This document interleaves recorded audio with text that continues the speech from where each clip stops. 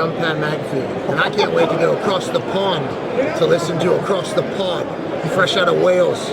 Special stuff. Cheers. Hello everyone, Andy here, and here's what you can look forward to in today's episode. In today's episode, in part 1, I was joined by Sam Moores as we rank every starting quarterback in the NFL from 32 to 18. I have my concerns over the long-term health of one quarterback. He's going to have to change the way he plays slightly. If he wants to play in the league for 5 or more than 5 years, 7 years, 10 years, longer than that, he's got to take care of his body better. And Sam compares one current NFL quarterback to a former one. I just don't rate him. I'm sorry. Like, for me, and I don't know if you agree with me here, but he just screams Ryan Tannehill. Hope you all enjoy.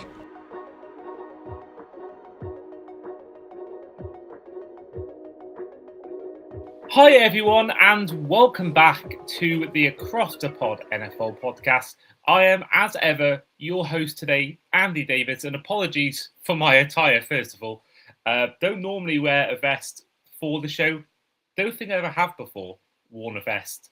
But it's so hot right now in the UK, and where I'm living, there's no window to open, there's no fan, so I'm having to resort to this. So yeah, not the most professional look for me today, but either way, should be a good episode. And it may be hot outside, but we're going to get some hot takes in this episode as we rank, once again, this year, every quarterback who starts in the NFL from 32 all the way to number 1. We've done this, I believe, for the 5th year now, I want to say. I have got the record on my Word document of when we first did it. But, of course, if we're going to do the same episode, we're going to have the same guest back on the show. It's Sam Moores. Sam, good to have you back on. Oh, mate, it's a pleasure being back on, mate. It's first podcast I've done in a while for work reasons. I've had to stop the podcast I did at the end of last season.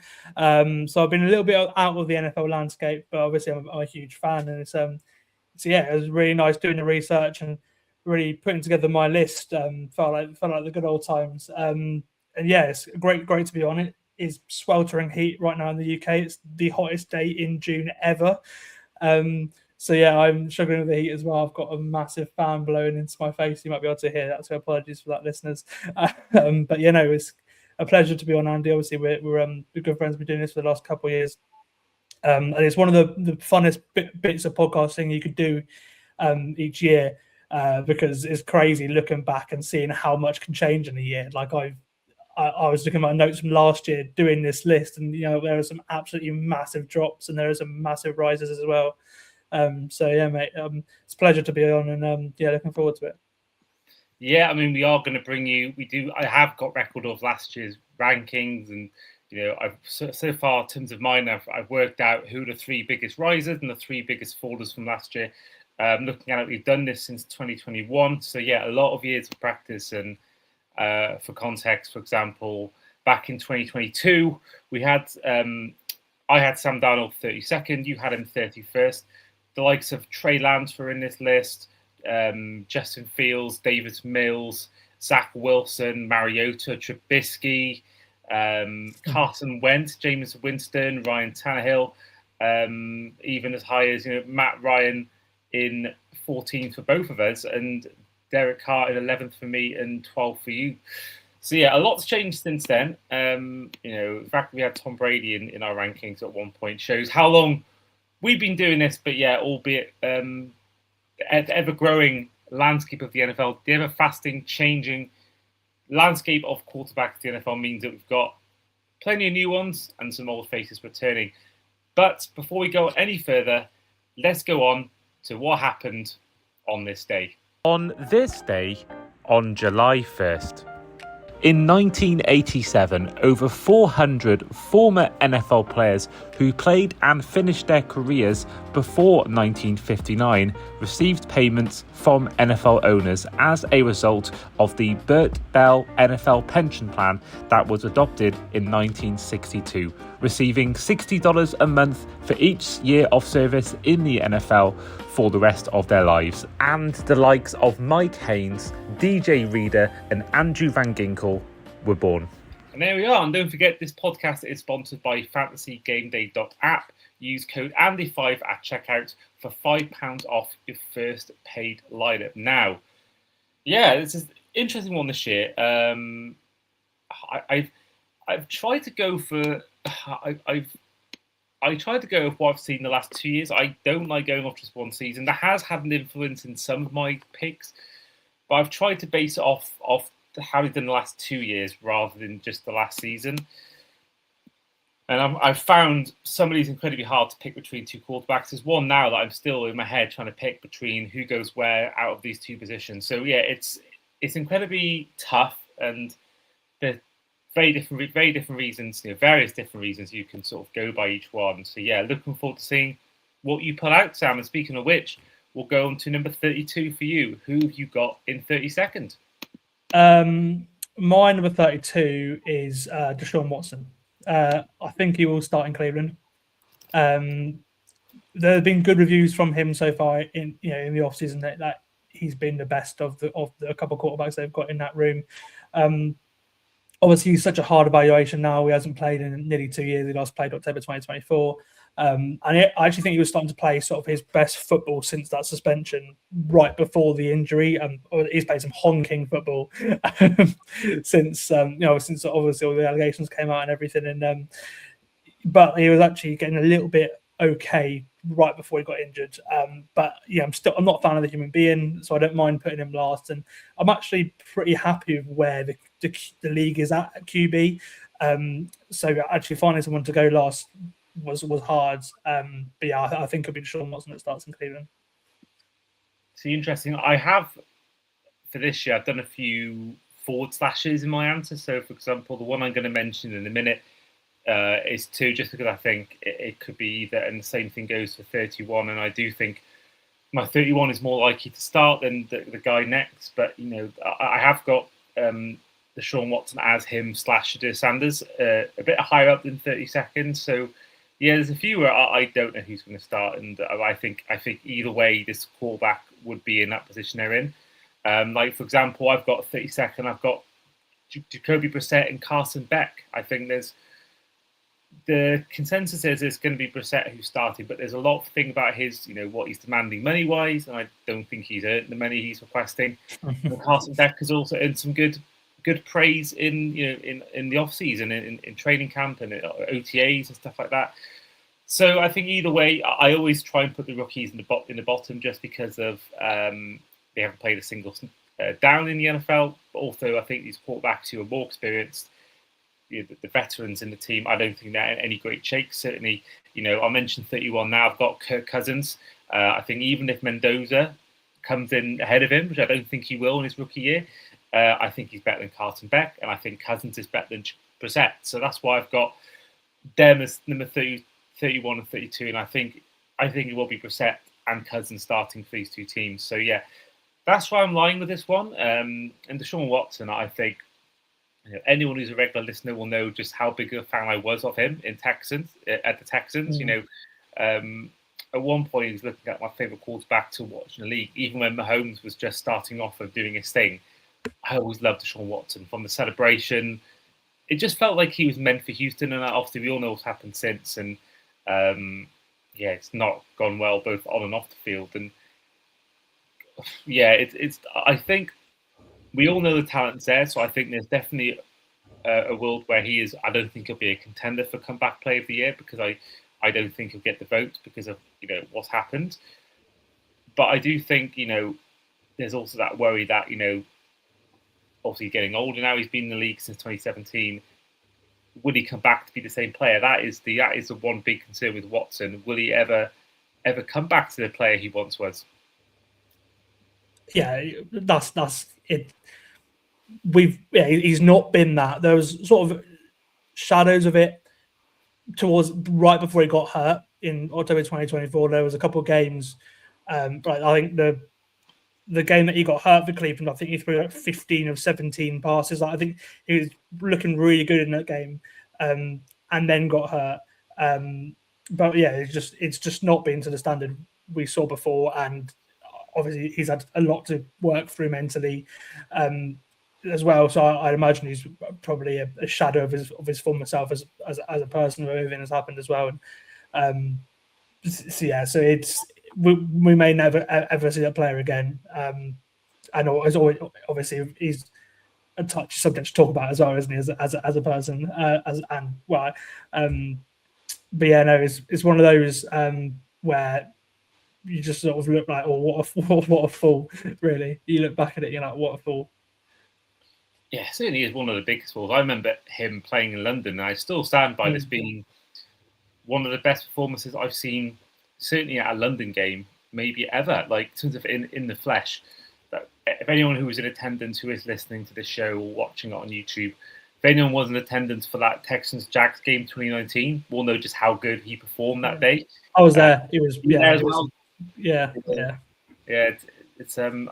I don't think I saw you that day because I was with my dad, so I don't think it was that. I remember seeing you obviously since then, but I don't think we'd met in person at this point. I think it was. I don't think so. No. I think it was post-COVID, but yeah, no, he was literally electric at one point. So and to this Anders, I'll go on to him later on.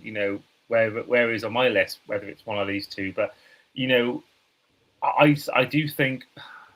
I think he's a fifth rounder for a reason, and I don't think he'll become anything that he thinks he'll become. So I think either way, I don't think right now I'd be too excited if I was a Cleveland Browns fan at that quarterback room. And yeah, Sam, heading on to you for your number 31 and number 30. Which quarterbacks are you taking?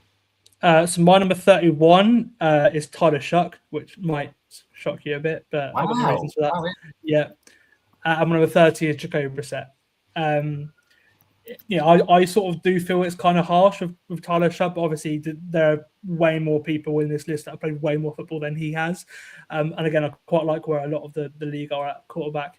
I don't mind him, but obviously there's a very, very, very low ceiling here. And I feel like what we saw from Tyler Shuck last year, that's what you get from Tyler Shuck.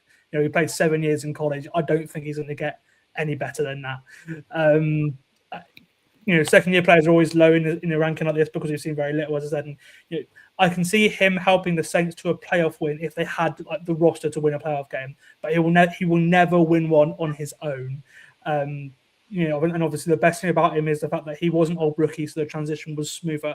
I don't feel like what we saw from Tyler last year, I don't think you're going to get much better than that just because of how low the ceiling is. And I just feel like there are QBs obviously ahead of him with way more experience that I'd rather have running my offense, or quarterbacks with way better physical tools. So he's sort of been shafted a bit there. I can see him sort of being what Jacoby Brissett has been. Obviously, he's been in the league for 10 plus years for a reason. He's a serviceable, mid-range quarterback. The Cardinals are clearly tanking. He's a great backup quarterback, and that's the kind of career I can see Chuck having. Great person for their rookie to learn from next year, because I think they'll draft the rookie next year. I think their team, they're going to be a top 5 draft pick, and with how many quarterbacks there are going to be next year and next year's draft, I don't think Carson Beck is the future for them either. I think that he'll, and obviously Brissett was a starter for a couple of years. That's the kind of career I can see Chuck having. But yeah, they're both 30 or 31 for me there. Yeah, interesting with Shuck. I've got him a bit higher than 31st. I did like what I saw in the rookie year. And he was the contender for Rookie of the Year for a reason. I believe he won like the Pepsi Rookie of the Year, but not the actual Rookie of the Year.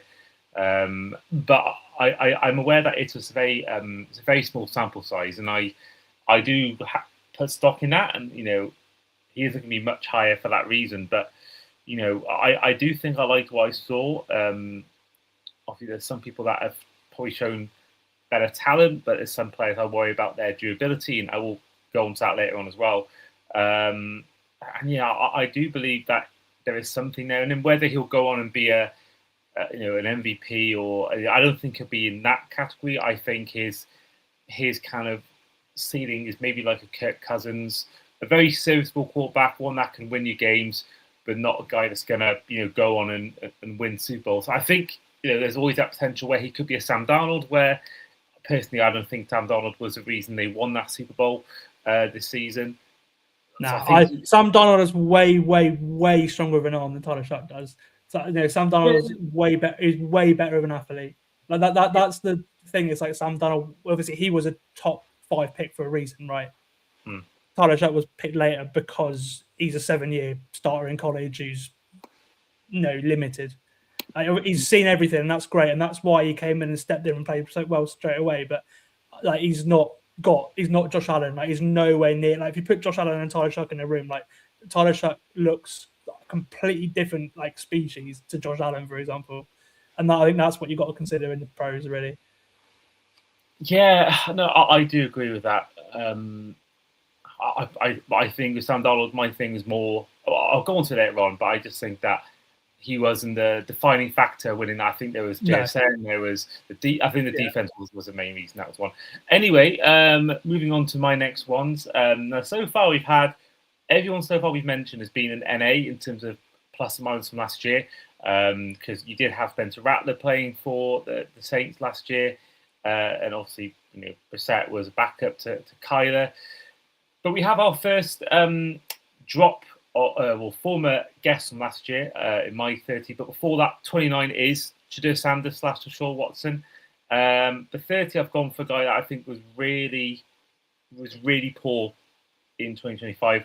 Geno Smith at the Jets. I think he was easily, out of all the quarterbacks who played, let's say 8 games or more, I think he was by far the worst. I think he was awful at the Raiders, and there's a reason why they're picking. Well, they did pick first overall and took Mendoza with just 2 wins because of how bad Geno Smith was, and so yeah, I don't think this improves, and I think it could improve because he's got Omar Cooper there, obviously Garrett Wilson, Breece Hall to hand the ball off to, so I think he's going to a better situation. But I think he was awful last year. I was really unimpressed with Geno Smith last season. Yeah, he's not. I've got him a little bit higher than 30, but he's not too far away. He's always someone I've actually been lower on than others. So I'm glad you agree with me this year. Obviously, he was solid in Seattle, wasn't he? But I never thought he was a franchise guy that gets people in stadiums and gets people excited. And I think I was probably right on that. Obviously, this is probably his last starting job. He will turn 36 this season. I'm glad he gets to finish his career at the Jets. Obviously, after the way his career started there. But yeah, no, I just said last year with the Raiders, he really wasn't good. I think he'll be better than he was last year because the Raiders' offense as a whole was just a disaster. We saw that with how little like room Ashton Jeanty had to burst through because of how bad the offensive line was for the Raiders. I don't think it'll be that great though, and obviously with Geno Smith as well. The one thing to watch is there's also a bit of off-field noise about him as well. It doesn't sound great. There's been a couple allegations in the last couple of years, so they don't sound like it's active, but there may be some sort of investigation that comes from some point as well. So that's one thing to watch. But yeah, Geno for me is I feel similarly, and he's my 26th, so I'm not too far away from you. Fair. I might mentioned before, but he is down 11 places from last year for me. Really underwhelming season. But I've seen a video in the last few days of Smith. That video, it looks like it's in it's in his house, and it's not a good look if that is what it looks like it is. So not good. Moving on though, Sam, to your number 29 and your number 28. My number 29 is Tua Tagovailoa. Oh, see, yeah, I went Penix. I went Penix over Tua. I think Tua starts week 1 for the Falcons. Interesting.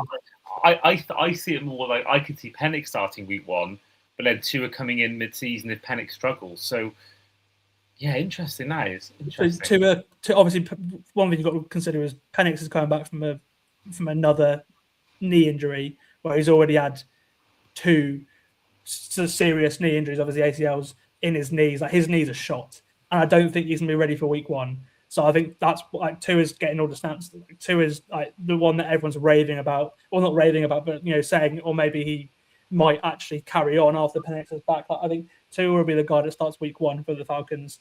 But yeah, the reason why he's taken an almighty fall from me.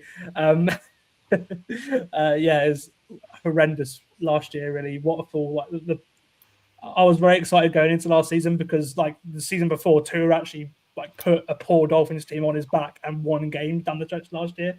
The Dolphins, the year before, like the Dolphins made the playoffs and we weren't playing great, and Tua was actually playing pretty well. Like his EPA numbers were quite high, career highest EPA per play numbers. I was like, I'm kind of excited going into next year, and like that Colts game, that first game, that was a stinker of performance. I just don't think he ever really recovered from that. Like he was always like, if he's confident, he'll play well, and that just completely killed his confidence.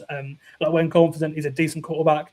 He had none of that last year. But obviously, I think the injuries have also really caught up with him physically as well. I do think he'll get another chance to start. As I said, like, I think the reviews from him this offseason in Atlanta, it sounds like he probably will start week 1 whilst Penix recovers from yet another knee injury. I'm glad to see him in a dome too. Like that was, I always said like I think Tua will be his best if he's playing for a team like the Saints or something like that, in a dome like Drew Brees was, for example. Yeah, I'm maybe I've been a bit too harsh. I've actually been quite nice about him here. Even though I put him 29, but I'm over Tua now more than anything. Obviously as a Dolphins, I've sort of had the ups and the downs over the last couple of years. But yeah, no, for me, he's 29, and a good chance for him to really secure some sort of a future in the NFL. I think he signed for the perfect team this offseason. Yeah, I mean, to be fair, I must have just missed that by Penix. I thought he was coming back, but I think with Tua, everyone knows my views on him. I kind of don't want to mention it again. I've slated him that much on the podcast. I feel like I need to give him a bit of a break. I'm very glad that he's no longer a Dolphin. I'm very glad that is over and done with. Obviously, I wasn't a fan of, in a way, as getting rid of him in the sense that that's a huge contract to pay up. But then the Broncos did that with Wilson, and they won the AFC Championship 2 seasons later. So, if it's not a fit with the head coach and they don't, I think if you accept that this year is going to be a down year and just accept the money, accept the salary cap hit, I think it's not the worst thing in the world. But I think both need a fresh start. Like both the Dolphins and Tua needed a fresh start. So, I agree. Like again, as I mentioned, he is in the perfect place. Like he's got a decent offensive line. He's got weapons. He's in a dome. You don't have to worry about him playing in cold weather. Like the NFC South is a warm weather division. Like he's going to get a chance to start. I'll just check. Kevin Stefanski said he's like Penix is like a world away in his recovery. I think he's going to start week 1. And I think if you can get the Falcons going, like they're probably, with that roster, they're probably one of the favourites to win the division again. Like if they're 3-3 before Penix comes back, I can see Tua staying in the lineup. But it's a good opportunity for him. But physically last year he didn't look great, so he's taken a huge fall for me. Yeah, that's fair. It is a shame. Moving on then. 28. Yeah, you're off my 28. Yeah, you're off my 28. It's Kirk Cousins, a guy who's actually quite similar to Tua, and I actually think this is probably his last starting job. I think he will start, and then probably week 4, week 5, Fernando Mendoza will come through. I think obviously he's one of the most likable guys in the league as well. I've always had a soft spot for Kirk Cousins. He just had a consistently good career before his stint in Atlanta. Didn't go very well. I think that Achilles injury before he left Minnesota has killed him, I think. But I'm glad he's got another job. He was all right for the Falcons after Penix went down last year. He's just he's a bit older now, but he's still serviceable. I think he's a guy who's been in the league for 10 plus years for a reason. Physically, again, I think he's fallen a little bit. So he's taken quite a big fall in my rankings a couple of years ago. Like I've always rated Kirk Cousins quite highly. I think I can't put him any higher than 28th right now. Yeah, that's fair. I think he's a perfect guy to mentor Mendoza. He's not gonna, kick up a first. He's not gonna, I don't think he could be a distraction at all. I think he'll go in, do his job, and I think Brady himself will probably be aware that most quarterbacks need a year to sit and learn. And I think, I don't think he should be learning, necessarily how to throw the ball from Cousins, because Cousins was very limited. But I think as how to conduct yourself as a pro, how to be around in the NFL building, I think Cousins is the perfect guy And they've also clearly got a rapport already, because we all saw that video, the schedule release video, where they kind of did a parody of Step Brothers. Yeah, I think this is a great situation for Mendoza, and of course, he's got the best quarterback of all time in the building that can mentor him. And anyone who's watched his appearance on the Overlap or Stick to Football, one of the two, good. will know. Good. Yeah, he's talked about how he's mentoring Mendoza, and I think for Mendoza, he is in the perfect situation. Going back to two, I did forget to mention, he is down 14 for yourself from last year. He was 15th on your list in 2025, and now he is in 29th. Moving on, we'll go into my number 28 and number 27. Now, my number 27 is Michael Penix Jr. That can probably be put as Tua as well. I think I'd put Tua in the same category. But I kind of, when I read it up, I kind of looked like he was going to be playing week 1, but maybe that's wrong. But in any case, if it is Tua, then fair enough. My 28, this could be a shock. Very highly touted. I don't think he had the best rookie year, and I think these quarterbacks that got ahead who were rookies last year had better rookie years. Although I do think this guy will have a better career. I think right now he's where he is. Cam Ward for the Titans. I can't really blame him too much, because he was in an awful situation. He was in a dreadful situation. There were improvements later on in the year, but I still think right now, and the two ahead of Penix are both rookies from last year. You can probably guess who they are. One's already been mentioned. I think they had better rookie years. So right now, only 1 year to go by. I think Cam Ward for me is lower, but I do think if we did this in 5 years' time, I do believe, first of all, Dart will not be in the league. But then I don't think Shuck will be seen as good a quarterback as Cam Ward will be. I think they've gone out and got Cornell Tate, a great weapon for him. I think Salah could be a great redemption act in Tennessee. I think it'll might be a struggle in this year, but I think the next 5 years, I think Salah could have a bit of a redemption story in Tennessee after his time with the Jets. But yeah, right now, I think Cam Ward for me, I can't put him any higher. And he is up 3 from last year, whereas Penix is down by 1 from last year. Sam, thoughts? I have Cam Ward a little bit higher than that. I've always been a big fan. I liked him even before he went to Miami. Obviously, he's been at quite a few schools. He's been in quite a few offenses coming into the league. That's another reason why I've really liked him, because he's seen a lot. I just think like the physical tools. Like he reminds me of Josh Allen. So he's got the perfect offensive coordinator to work with in Brian Daboll in Tennessee, so I'm really excited to see him this year. I thought he had a decent rookie year with what he had to work with, and I think that's the thing we need to really consider him, because that Titans roster was abysmal last year, especially the offensive line as well. Like they just like it was like the Titans and the Raiders, I think, were comically bad offenses last year. In fact, they're probably two of the worst offenses I've ever seen. That's how bad the Titans and the Raiders offense were last year. So like for me, I can't take anything. Like what I consider is the fact that he's been in a load of offenses. He seems so composed in the pressure. Just watch the way he plays under pressure. In the fourth quarter, like for me, he has everything to be a superstar. I've got him in the early 20s, so I'm not saying he's a top 10 by any means, but like I think for me, he's the rookie that gives me like the biggest, I feel like the best feeling, for sure.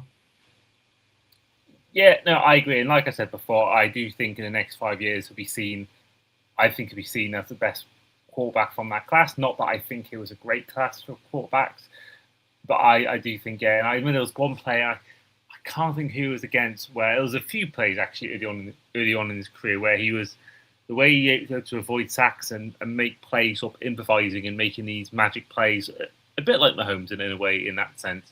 But I think he was just unlucky that he just was behind an awful offensive line. The weapons weren't there. The defense wasn't up to scratch, and the head coach got fired.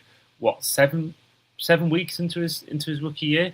I'll tell you what, by the way, I the draft podcast, the last time I was on, I said that I could see them going for Cornell Tate.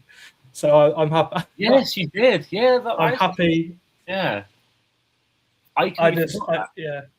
I just like exactly what they needed. Like again, like I feel like they needed.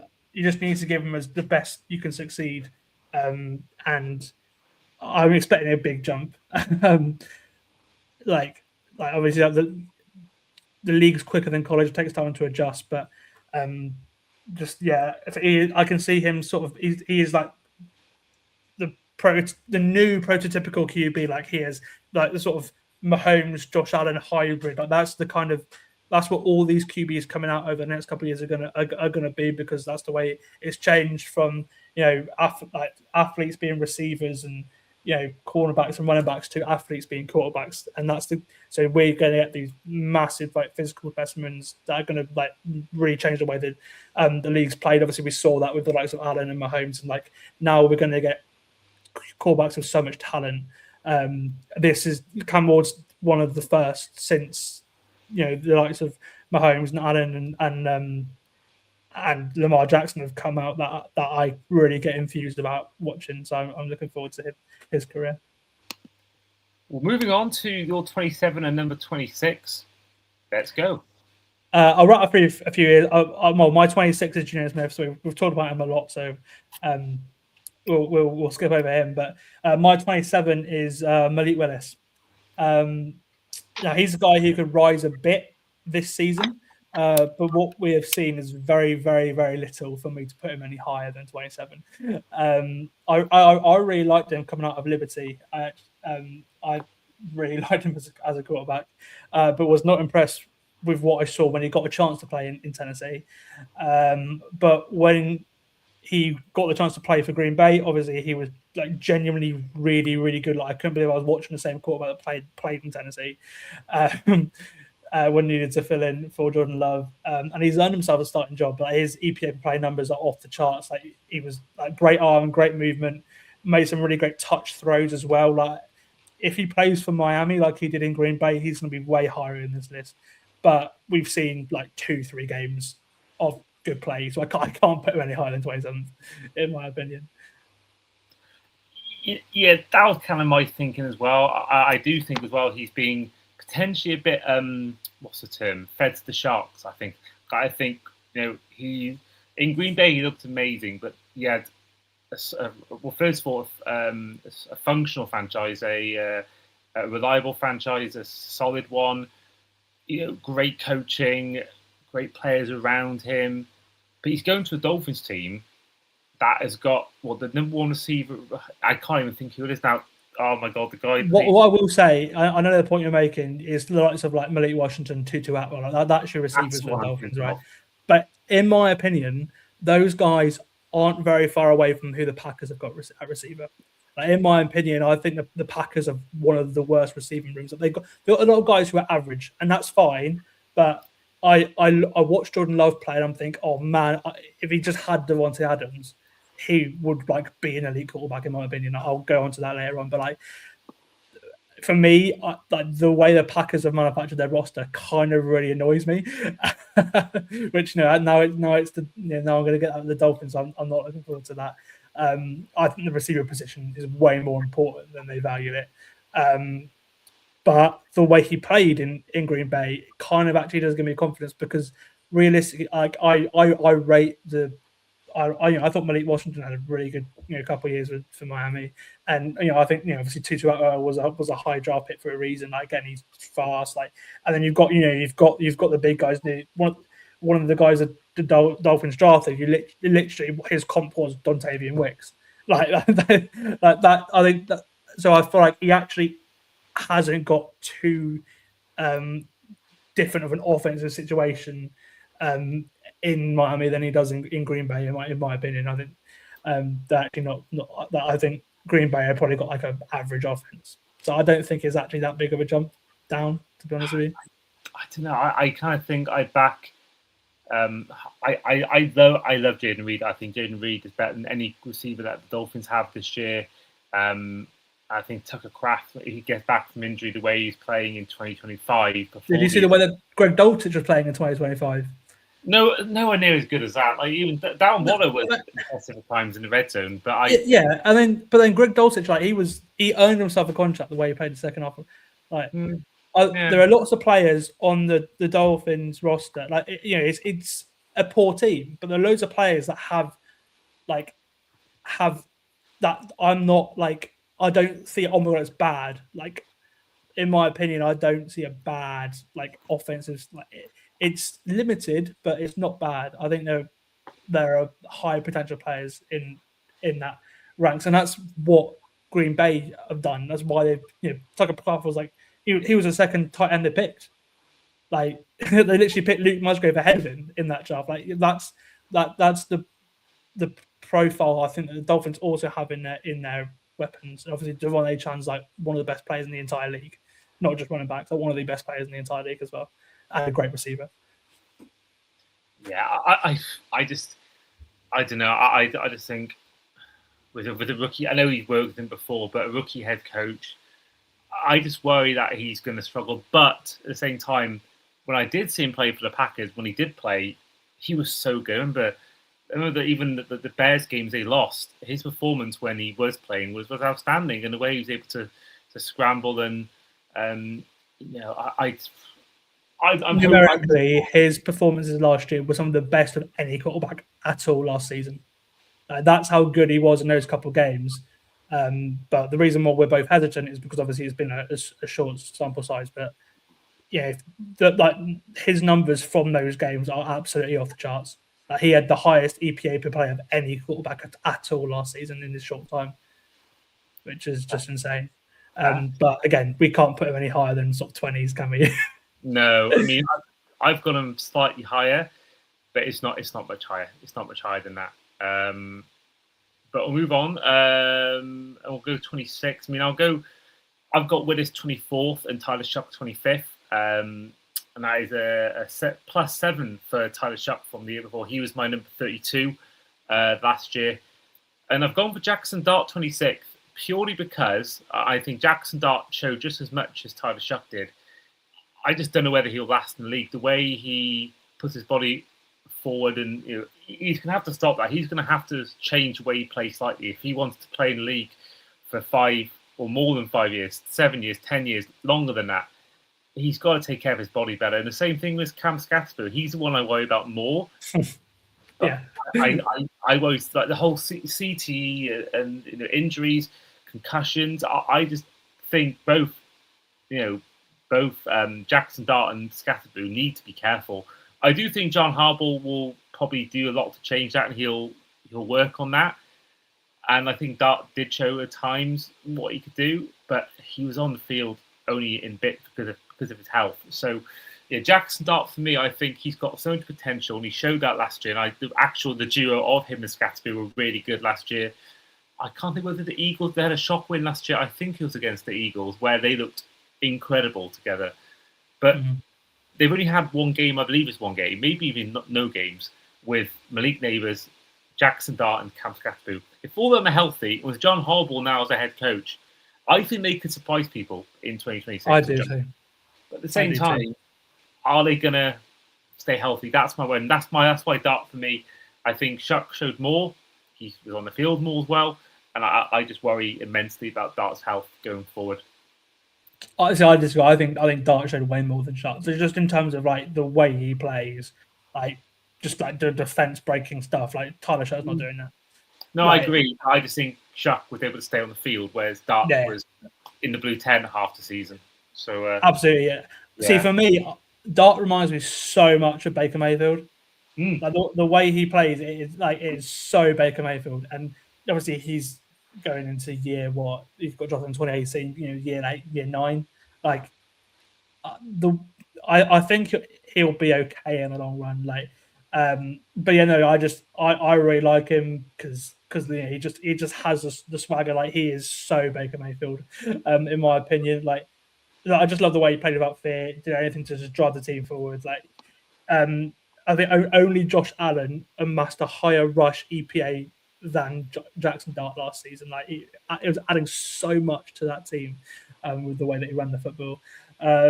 I obviously do have the same concerns about him keeping himself healthy over his career, but heading into next year, like, he is one of the reasons that I am really, really excited about the Giants. I've got him mid-20s, got him and Cam Ward together as well. But I mean, I got a couple ahead of them. I got Daniel Jones at 25, which may shock you, but I just don't rate him. I'm sorry. Like, for me, and I don't know if you agree with me here, but he just screams Ryan Tannehill. Like, you know what? That is a good comp. That is a good comp. I think it is the comp. Like,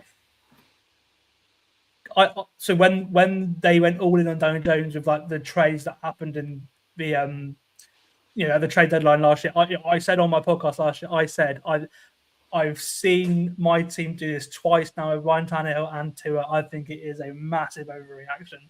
And obviously, a couple of games later, he went down for the year. And obviously, his long-term injury as well. Like, I just like seeing the way he performed against teams with a good pass rush last year before he got hurt. I think the Colts made a huge mistake going away on him with the trades that they made. Like, I really don't think you're going to get very far in the AFC playoffs with Daniel Jones at quarterback, and I think that is the line. You could have Jonathan Taylor. You can he's going to come undone in the divisional round in the championship game when you're playing a team with similar ability and a quarterback who can put a team on his back and win a game. In the AFC, that's all over. I just look at the turnover-worthy plays in the games where the Colts played good opposition last year.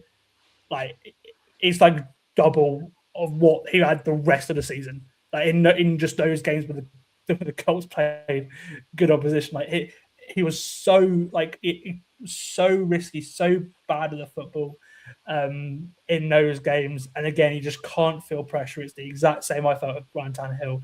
And there like he's a statue. When under pressure, like he's got movement. Obviously, he can go on a really, really long run, but it's the way that he moves under pressure. It's not great. He's also got a really average arm.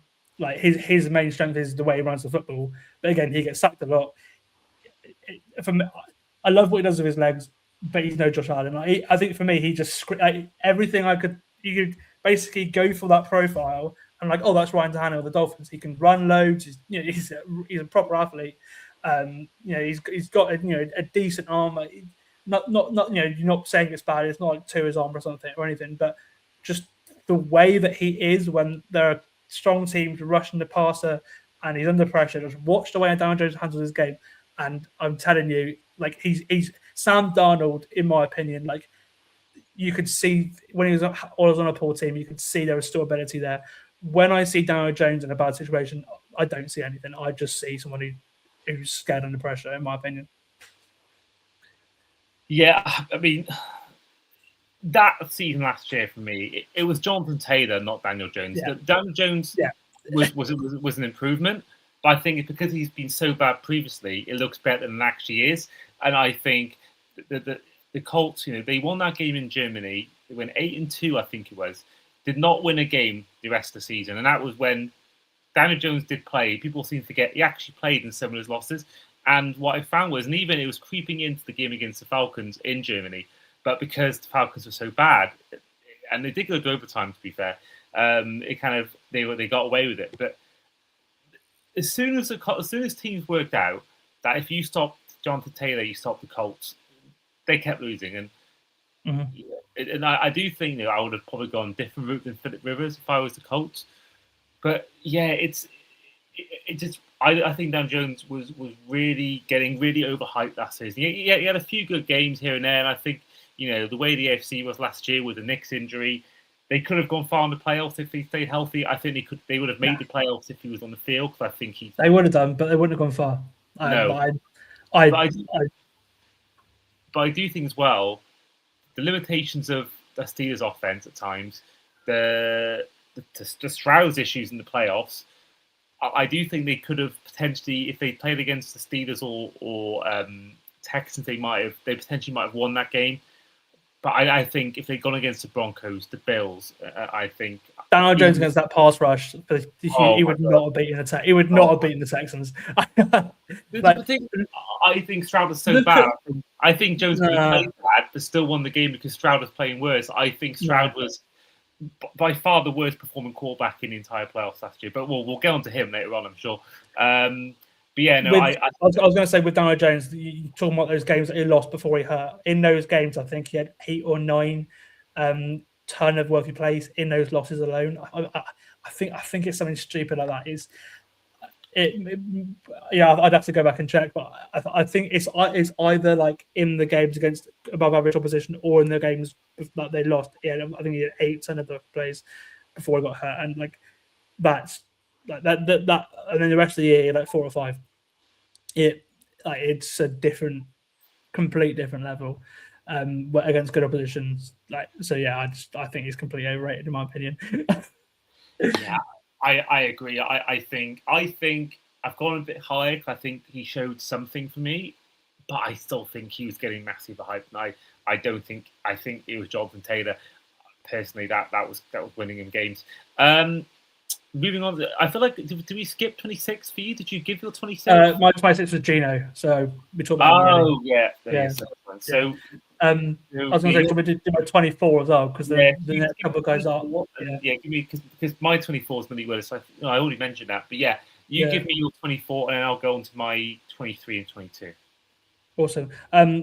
So my 24 is Kyler Murray, and then my 23 and 22 are Cam Ward and Jackson Dart, who we've already talked about. I really like Kyler as a player. Obviously, injuries have sort of ruined his reputation, I think, because for the majority of his career, he's been like a top 10, top 15 quarterback in the league, just like numerically. He has qualities that very few quarterbacks have. And I think he's been in maybe the worst run franchise in the league in the time frame that he's been in the league as well. Minnesota's not that. He's got a great coach. He's got a talented offense around him. I think he starts week 1 over Jason McCarthy, and I think he starts week 1 of next year for the Vikings too. I feel like they've sort of locked into the fact that they've managed to get him on the cheap because I just feel like he is a above average quarterback in the league, which I don't think JJ McCarthy is right now. And a fresh start. He's got great weapons alongside him. I'm really excited to watch Kyler Murray in Minnesota. I think he'll win that job. I agree. I mean, talk about comeback player of the year nominees. I think Kyler Murray is right up there because I think same thing happened. I think is Sam Darnold. He's going to a team with better coaching, better weapons, a better defense. And he's going to a team where he'll first of all have a Brian Flores defense that will help keep him off the field as much. They'll help. They won't give up points as much as the Cardinals did for Murray. You think about the weapons he has in Minnesota. I mean, he's got a great tandem in Addison and Justin Jefferson. He's got Kevin O'Connell, who's got a great track record of working with quarterbacks. I think Murray, whilst I think he's limited. I said the same thing about Sam Darnold when he joined. Do you think he's limited? Do you see the way he moves and the arm that he's got? He's not limited. But I think he's not. He showed it now. He did not show his talent anywhere near as enough consistency. Even the year where he was MVP candidate crumbled towards the end of the year. And I think Murray always had the talent. He always showed it in bits. He never showed it for me on a consistent basis. I personally think Murray, we can all see the talent there. We've all seen it time after time, what he can do on his day. But that day doesn't come every week. There was some weeks where, and he had, this is back when he had DeAndre Hopkins in his team. So he had an elite receiver back then. Yeah, but he had an agent DeAndre Hopkins. Like he didn't have like. Yeah, but it was still. And look, who's he had at running back? Like James Conner's been decent, but he's no game breaker. Like he's had an average offensive line. He's had a good offensive line at some points, but honestly, I think his reputation. Obviously, I think the video game thing kind of killed him in terms of reputation. But if you just look at the way he plays and the numbers he puts up, he is a top 15 quarterback in my opinion. If you just look at the actual data, he is a top 15 quarterback in my opinion. And I think he's been very hard done by in a place that I think is the worst run organization in the league over a number of years.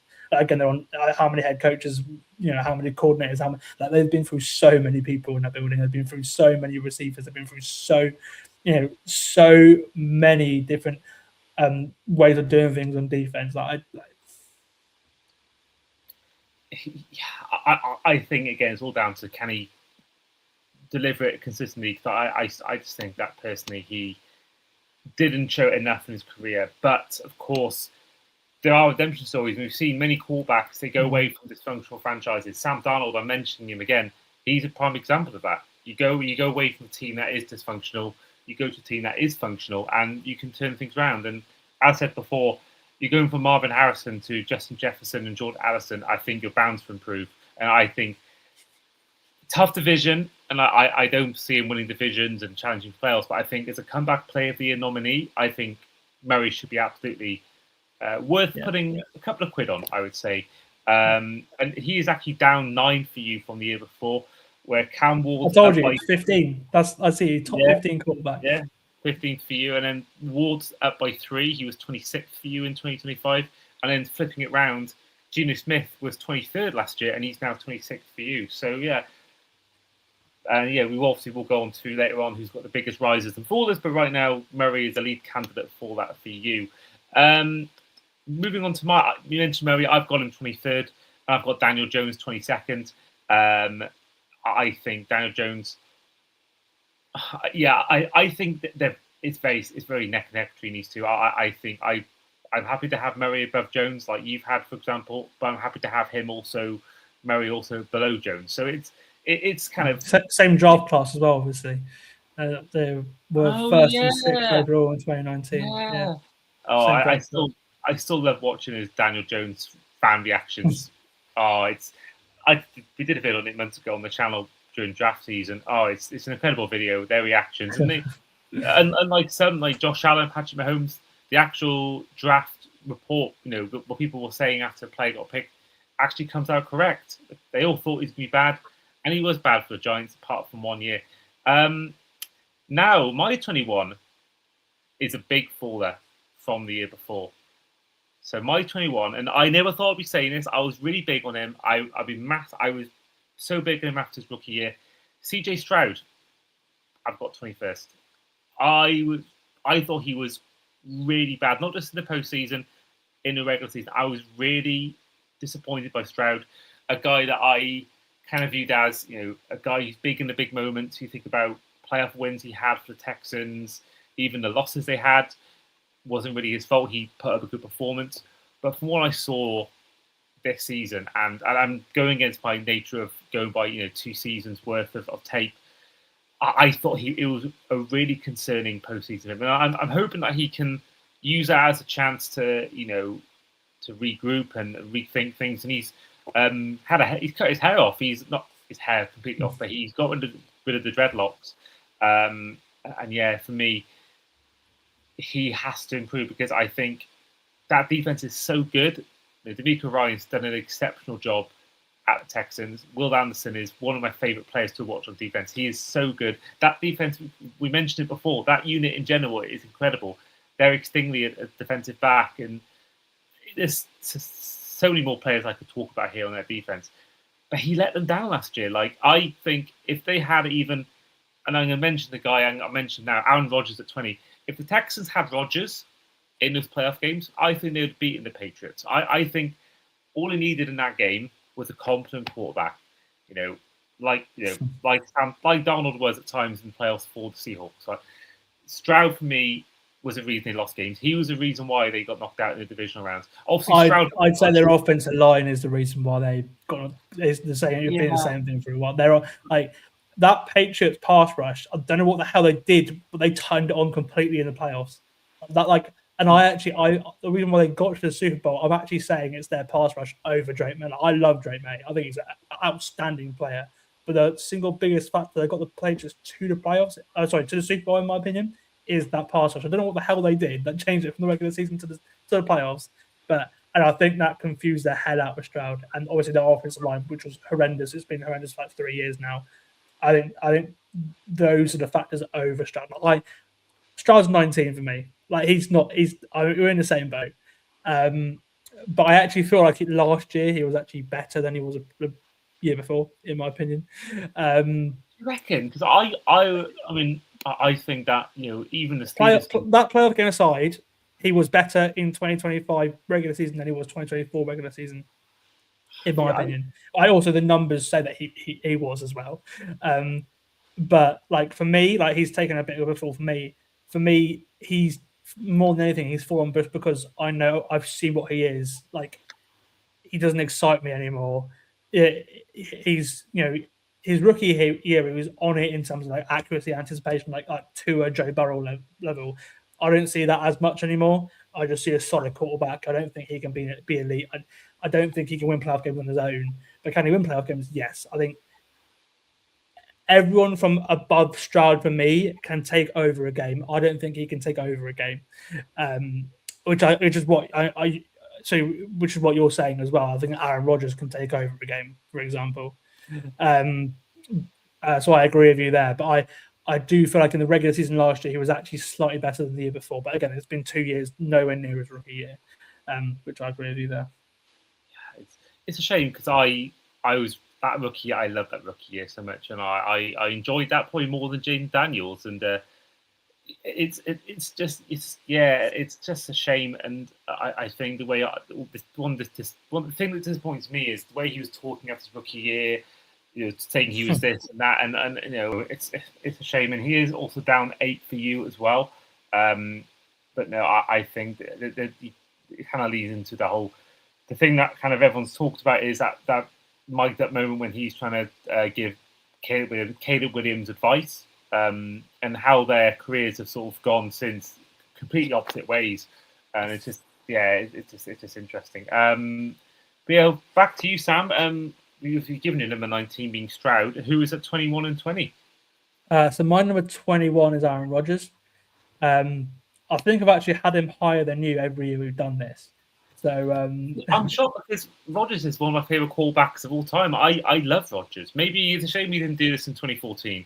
He might be in my top 2 or top 3, but I think I had him at 4 once that we've done this. And that's that's old Aaron Rodgers. That's right. Yeah. Yeah. I think I've always had him higher than you every year done this. I still think he can do it. I said it last year. I think sort of the way he's been off the field has sort of made people forget just how talented he is. Like he is like I mean, Tom Brady talking about it on we mentioned it on the overlap. Like he said he's the best part of the football I think we've ever seen. And I think that's probably true. He had another solid year last year for a guy of his age. I'm not saying he's back MVP Aaron Rodgers, but he has that mojo still. He gets to work with Mike McCarthy again as well. I can't wait to watch him for one last season. And again, I think he's limited now, and so I've got him a little bit lower down. But I'd still he's still got. It's like watching Fernando Alonso in F1, right? Like he's 41 years old, and he's still got the little, little bits of like magic that make him stand out that the 25-year-old person whose average doesn't have. But there are obviously he's no longer the player he was, but he's still got those moments of magic, man. Absolutely, I think we saw that in the final game of the regular season, that thriller against the Ravens, maybe the best game in the whole year. That was an incredible game, and the throw he made, I think was it to Calvin Austin later on, I think shows he still has it. And single-digit interceptions, and he got 20 touchdowns here, but I think the fact he got 8 picks in a whole season, I think that for me, I still think he's still got it. Obviously, compared to his lofty heights he's had in his career, the 4 MVPs, it's not as good as what he once was. Naturally, he's 41, but I still think that he's been nowhere near as bad as everyone thinks he's been, and I think he's been serviceable, and I think that's probably not quite elite like he was back in the day, but I still think what I saw last year, it was far from what we saw in New York in his final year there. And even that, statistically, is actually one of the best ever Jets quarterback seasons, which shows just how bad it's been at that team. But won that season, and of course, he will be playing in Paris unless injury strikes. So anyone who is wanting to go to that game, they'll get to see him for one last time. And also, I will be going to Paris in a couple of weeks to watch Luke Coombs. There will be a video coming on the socials as to what you can do in Paris for the NFL. And also, I did mention on a video previously, there will be a PSG game on the same day as the NFL game. So you can do both in the same day if you'd like to. But go check it out on the socials across_the_pod or Andy Talks NFL on TikTok. You can find all that good stuff there. So Sam, finally, in a minute we're gonna go to end this part one. We will make it a two-parter. But before we do that, who is your number 20?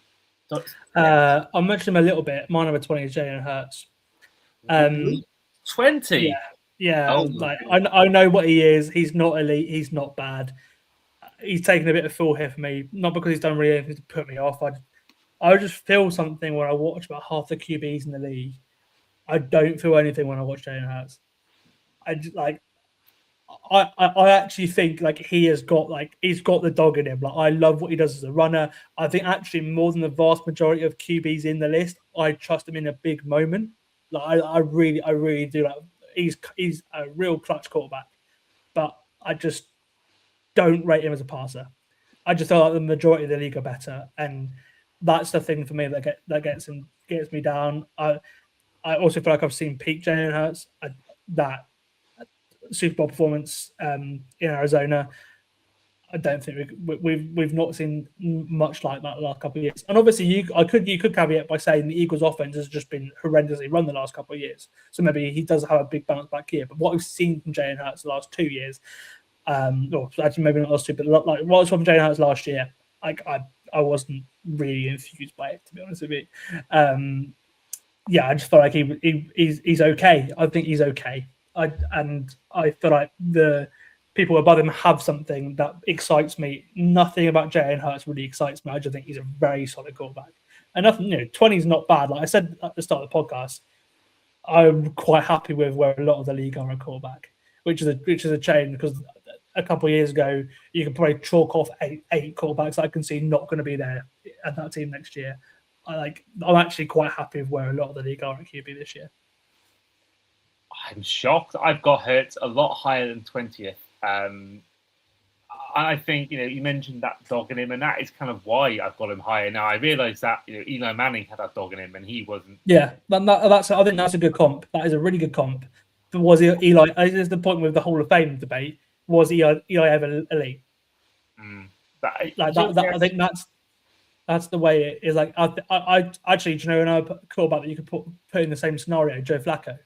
He has unbelievable seasons with the Ravens. Good couple seasons with the Ravens, but was he ever elite? I don't think so.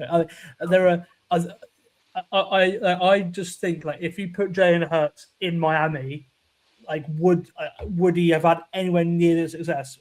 I don't think he would do.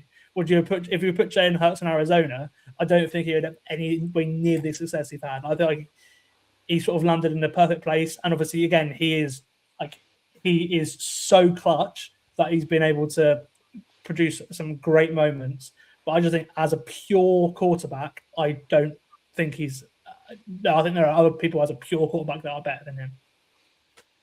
See, I don't like that argument because you could argue that if Montana wasn't with Jerry Rice and all that, and Brady wasn't, and the Belichick, and I think every quarterback has these things. Like I think if Rodgers didn't have Devontae Adams, I think every quarterback you can make an argument for that. Or if they were on the worst team, and I think I don't know. I think that's the way I do it. That's the way I'm doing these rankings though. Is like I'm doing purely based on the way I watch the quarterback play and who I watch them play with. Like the way I do the rankings is if I was a GM, if I was GM doing a board of 1 to 32 as to who I was picking in the draft, that's where I'd put Jalen Hurts. If I was doing a complete reset, I just feel like there are other players that I'd have ahead of him. Interesting. Yeah, I get your point, and I'm completely aware of his limitations, and I just think that I think he is someone that I could rely on in a big game, and I'm like I said before, I'm aware that Eli Manning was like that, but I just think I've got Hurts in my top 10. I'll put it out there now. He's my top 10. And I just think that he had a down year, but then and he is losing AJ Brown. He'll get Makai Lemon. But I still think Hurts is a good passer. He's more than just a running back, as some people like to call him. I just think again, it's those I kind of lighter view on big moments, and and I know I've got Herbert in my top 10. He's a guy that hasn't done it in the big games, but it's purely talent. But I do think Hurts is. I think he can sling the ball when he wants to. He can improvise, and it hasn't gone well the last year. But I think now you've got AJ Brown out the door, and I think there was a definite tension between them two.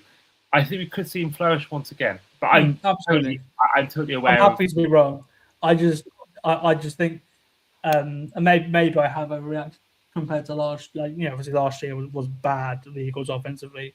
But I just think if I was a GM picking quarterbacks, there are little things that all the other quarterbacks ahead of him have that excite me. Whereas I think he's there are quarterbacks that are better runners. There are quarterbacks that have better arms. There are quarterbacks who have better accuracy. If you're not elite, I mean, Hurts is a good run out, but if there are people better than you in every single one of those things, then where are you? If you know what I mean. Like, I just feel like he's solid at a couple things, but and then he's a good runner. But I think being a good passer is quite a big thing as well. Maybe.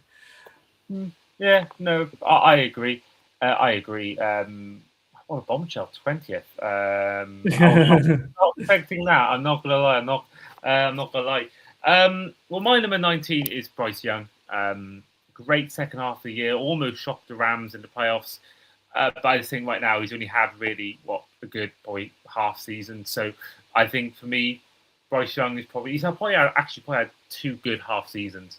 But I think from what I saw towards the end of the year, I'm confident he can be a much better quarterback, and I think he can rise up. I think this time next year we're going to see Bryce Young, I think, in that 15 to 10 sort of range. But right now only we've done it in 2 half season stretches. So I'm going to put him at 19, and that is where we're going to end part 1. But stay tuned for part 2 to find out where I put Jalen Hurts, where Sam has put the likes of Drake May, Dak Prescott, Trevor Lawrence, and who is our number 1 quarterback in the NFL. See you then. Take care.